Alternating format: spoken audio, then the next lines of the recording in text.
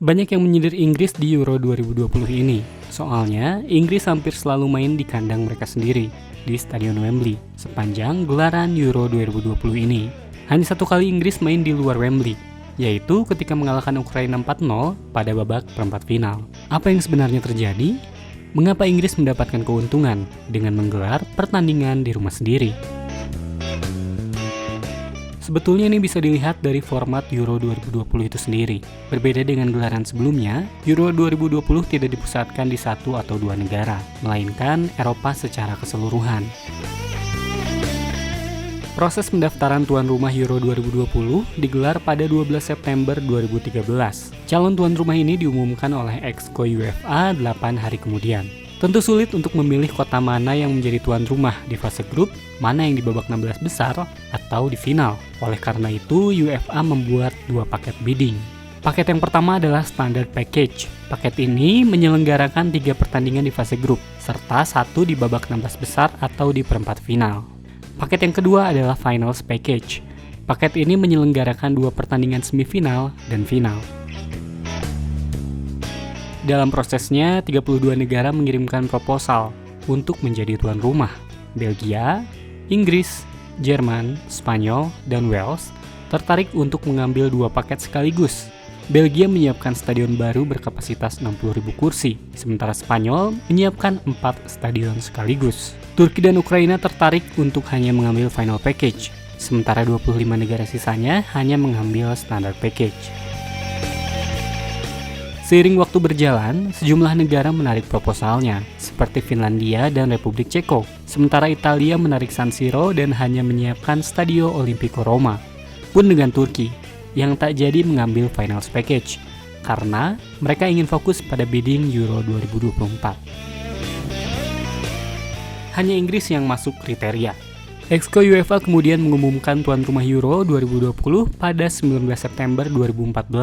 Mereka menyeleksi 2 negara untuk finals package, yakni Inggris dan Jerman. Inggris terpilih menjadi pemenang finals package, namun bidding mereka di standard package tak jadi diajukan.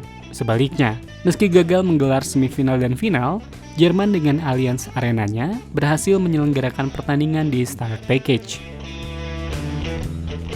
Proses pemilihan tuan rumah ini dilakukan lewat skema pemungutan suara alias voting. Voting pertama menentukan pemenang finals package. Voting kedua menentukan pemenang standard package, yang juga berhak menjadi tuan rumah perempat final. Voting ketiga dan keempat menentukan sisanya. Pada hari pengumuman itu, dihasilkanlah keputusan seperti ini. Final dan semifinal, London, Inggris. Perempat final dan babak grup, Munich, Baku, Saint Petersburg, dan Roma.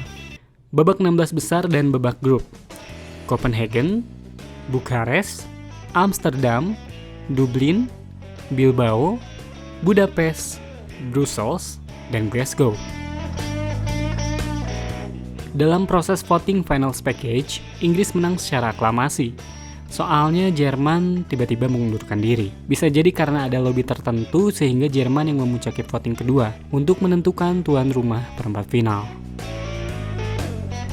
Pertanyaan selanjutnya adalah mengapa Inggris menjadi tuan rumah fase grup, padahal mereka tidak mengambil standard package. Seiring berjalannya waktu, ada hal-hal yang tidak sesuai rencana. Salah satunya pembangunan Eurostadium di Brussels.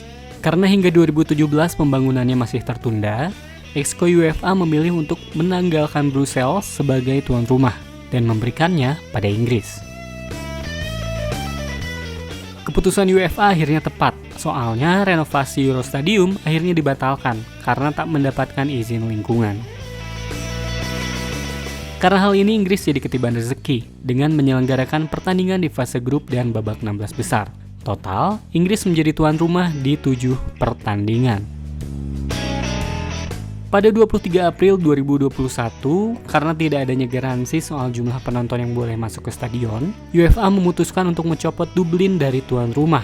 Semua pertandingan fase grup di Dublin dipindahkan ke Saint Petersburg. Karena Dublin juga menggelar pertandingan babak 16 besar, maka pertandingan ini dialihkan ke London. Ini yang jadi alasan mengapa Inggris main di Wembley pada babak 16 besar, serta pertandingan Italia melawan Austria juga digelar di London pada babak yang sama. Soalnya, Roma akan menjadi tuan rumah di perempat final. Apakah Inggris diuntungkan dengan keputusan ini? Tentu saja.